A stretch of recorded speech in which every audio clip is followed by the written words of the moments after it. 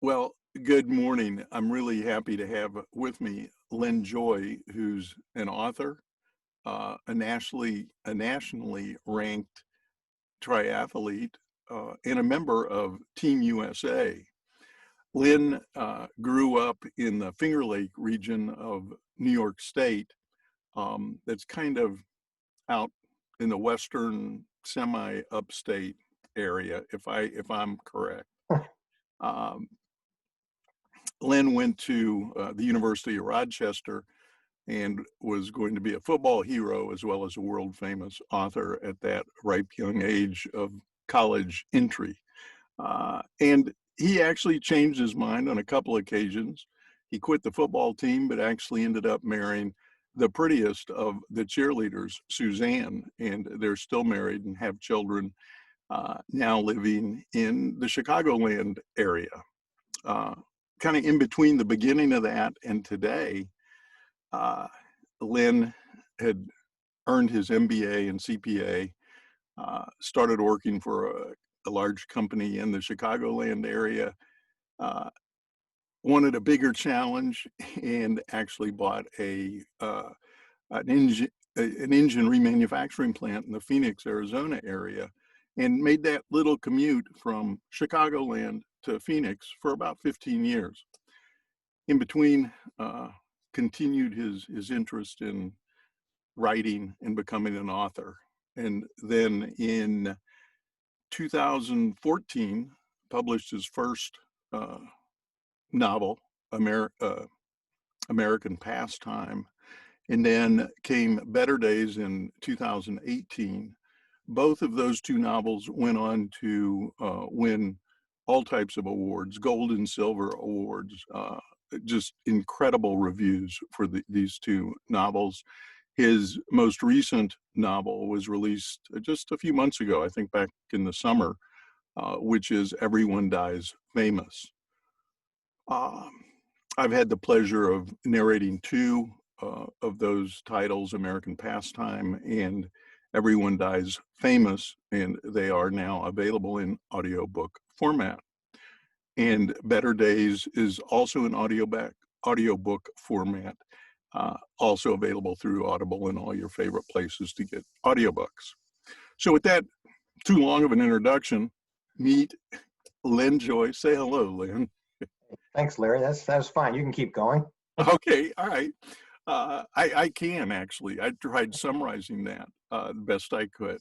I think one of the most interesting things um, I think about your life is an MBA, a CPA, a successful businessman, an author, and on top of all that, the dedication to be a nationally ranked triathlete and a member of Team USA. How does that all fit?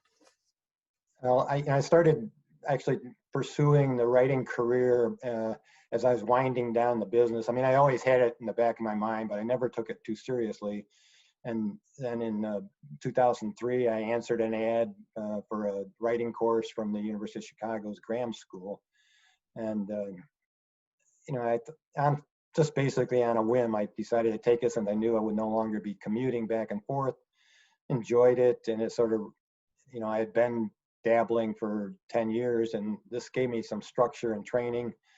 And almost at the same time, I started pursuing triathletes. I've always been sort of a jock and not great at any individual sport, running, biking, or swimming, but I thought I can do them all. Maybe, you know, average them out. I'll be more competitive. And it's one of those naive notions you have when you don't really know what you're talking about. And it was enough to get me started. And I learned, that in both things, like both writing and in triathletes or running, swimming, biking, that there's a lot of things you need to know, and you need training to get better. I mean, I think we talked about this before, but it's like, if you just, some people maybe are just extremely gifted and can just sit down and they write perfectly from the beginning. But it's a big difference from just writing a little bit for business and writing a novel or a short story, or competing in a triathlon. I mean, it requires that training.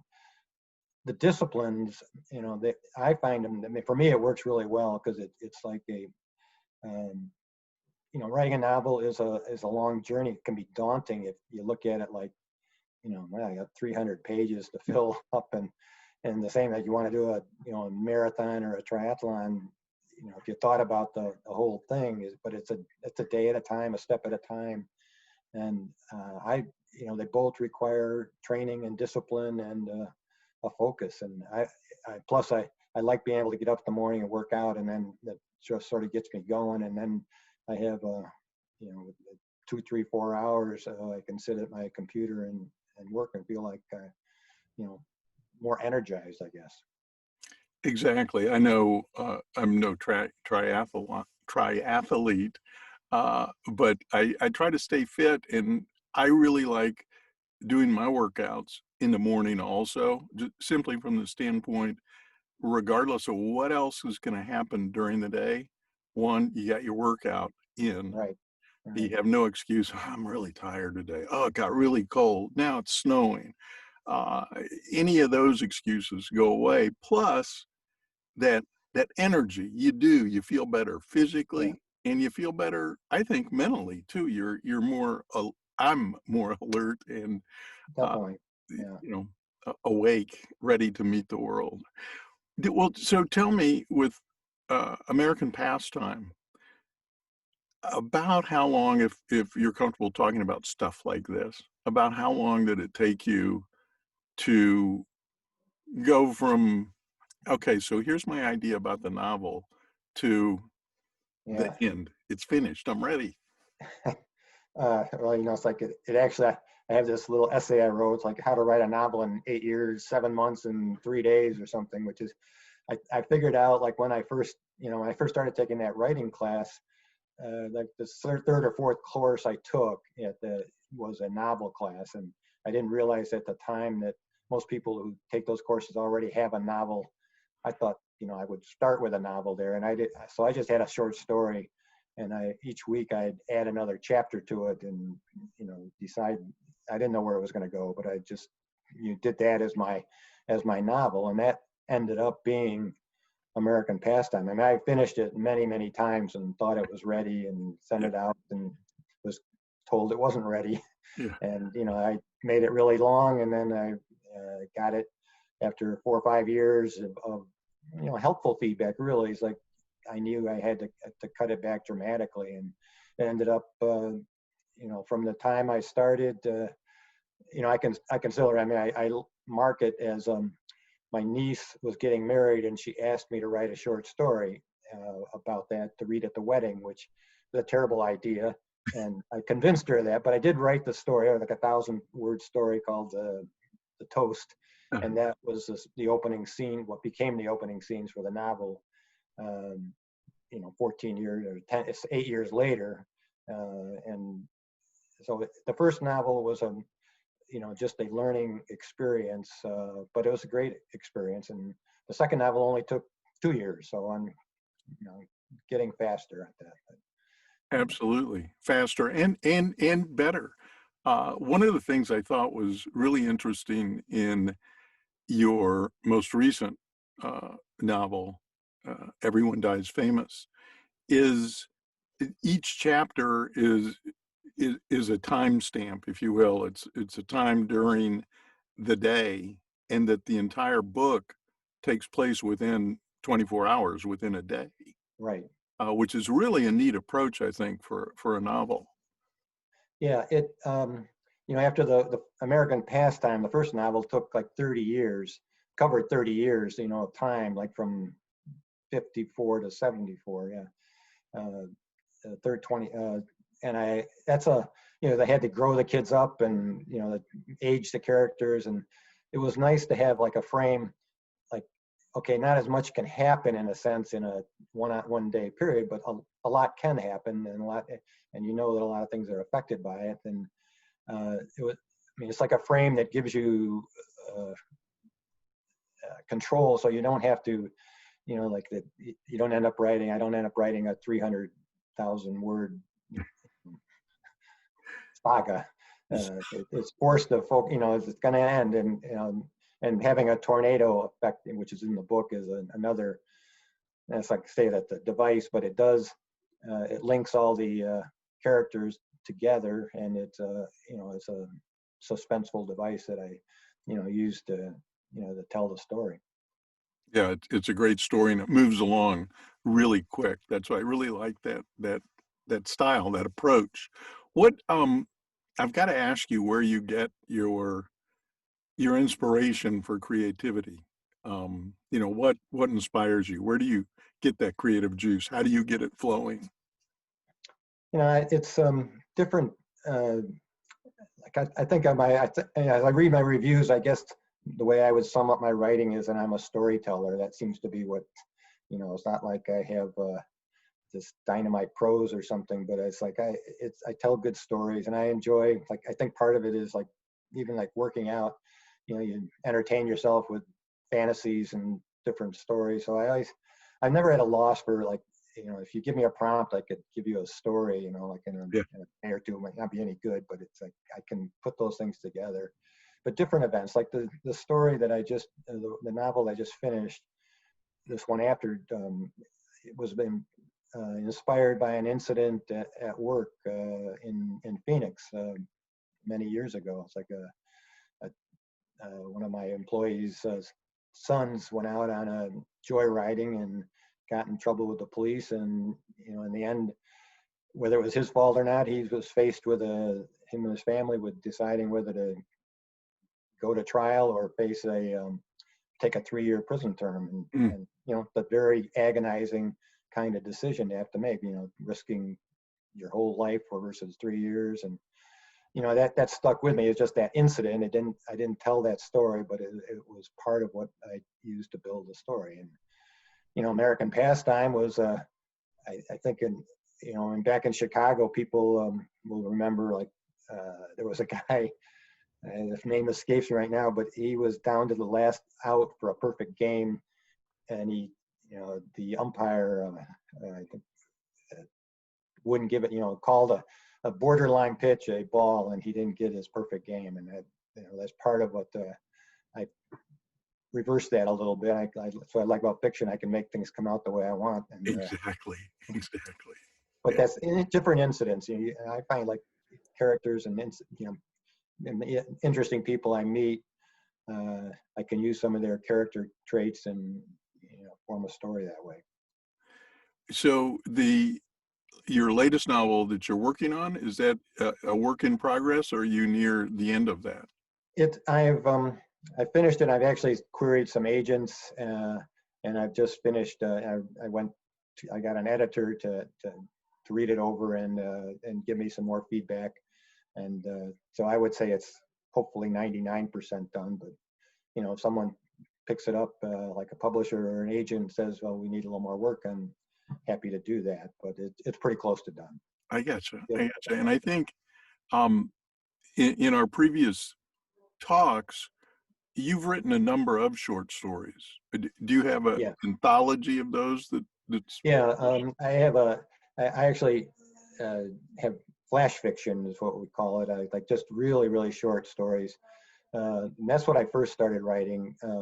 Because when I started, it wasn't like saying, "Oh, I'm going to be a novelist." I just really wanted to be a writer. And um, a 300, the workshops, a lot of the classes I would take, like the the discipline they instilled was that, all right, here's a situation, write a story about it in 300 words or 400 words.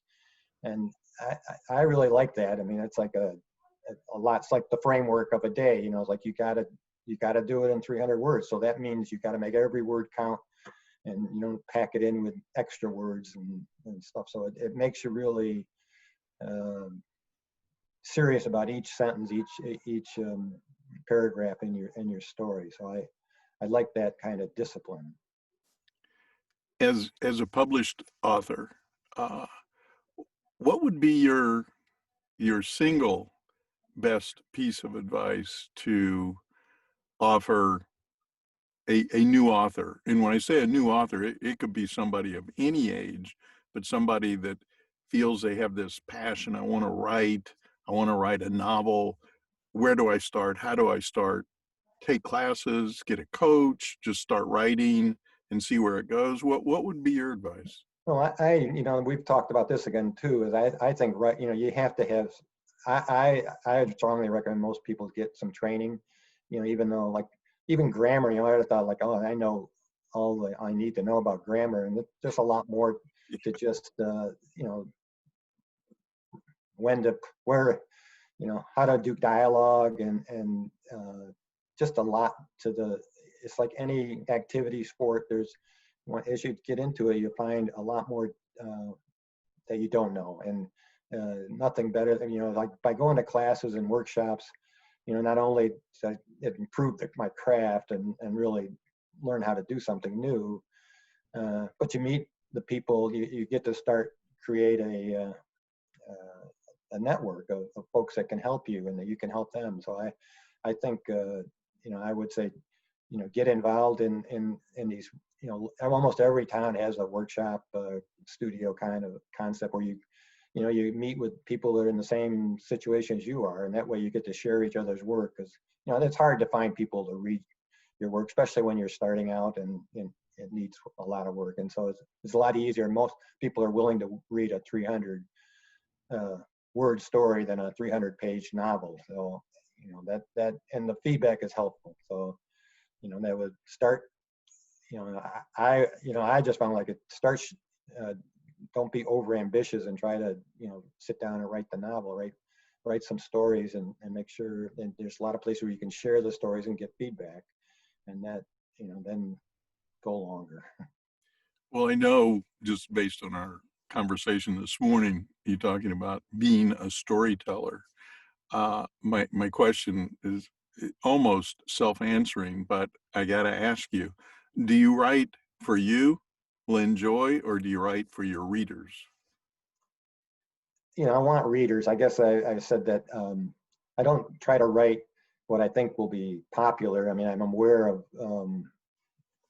I have to write the stuff I know about, and I try to, I like to write about sports and like athletes and stuff, because I don't think that's a subject or an area that's overserved. So that, I'm looking for, something that, that I can be authoritative about without having to do years of research, since running out of years, so it's like, but I really, it's like, as much as I'd love to be a bestseller and stuff, if I find, I hand out the books on the corner if I could be convinced people would read them, because, it's like, the big thrills for me, at this stage in my, career, I guess, is like when I get to go to a book club and just sit there and listen to them discuss the book that I've written is really fun. It's just an exciting, interesting to, have arguments about the characters that, I've created. I enjoy that.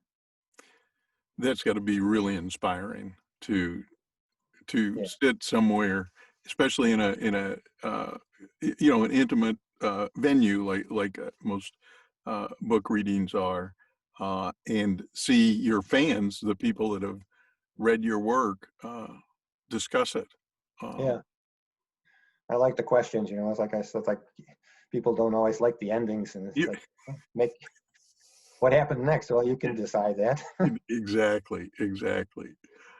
All right. Well, now I have one more question for you, so that people will get a little more insight on Len Joy. And what are some of the things that make you laugh out loud? Those kind of questions. Very good. I don't know. It's like I I was asking my wife, like somebody asked me, like, do I have any odd, uh, quirks and stuff, and she just laughed. So I guess the answer was I don't have any quirks. But yeah, I never. And if somebody wants to get a hold of you, or find out where, other than Amazon and everywhere else, that your books and audiobooks are available, how would they get a hold of you? Well, my website is www.lenjoybooks.com, and all the books are listed there. And you can, if you click on, there should be a button in there to subscribe to my newsletter, which always, I try to send out a newsletter about once a month, and I feature. I talk about my books, but I also try to feature most every time sorry, No problem. try to feature an indie book that I've read that I like, and try to support other indie authors like myself. So, lenjoybooks.com. All right. Well, and I know I love your newsletter because I always get new ideas of books to read. It's really nice to highlight other indie books that you found an interest in. So lenjoybooks.com, and your 3 novels that are presently available are American Pastime, Better Days, Everyone Dies Famous, and you and got one and the coming along collection, real soon? and Letting Go, the collection of short stories as That's well. Letting Go. Okay, excellent. I really appreciate the time you spent with us this morning, and I'll be looking for your next novel. Hey, thank you very much, All right. Larry. Thank I'll you. let you narrate it. All right. Thanks. Bye-bye.